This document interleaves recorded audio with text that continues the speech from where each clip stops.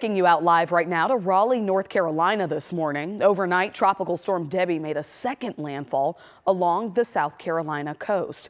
Meteorologist Mario Ruiz has been tracking the storm and keeping up with the very latest. It's been moving slow there along the coast, and Mariel's coming in now, and we know at least 6 people have died in this storm. Yeah, unfortunately, and it actually is now the second landfall. The first one was on Monday as a Category 1 hurricane along Florida's Gulf Coast, and now making a second landfall overnight near Bulls Bay, South Carolina.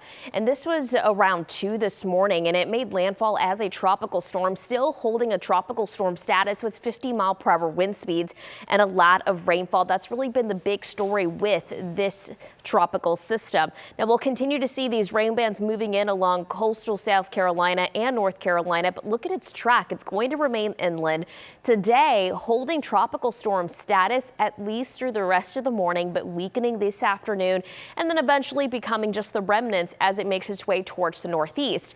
But even without that wind threat, we're still dealing with a huge flood risk. In fact, some of these locations could break records. 6 to 10 inches of rain still expected over areas of the Carolinas. And as it moves towards the north, 2 to 4 inches for areas like Pennsylvania going into New York.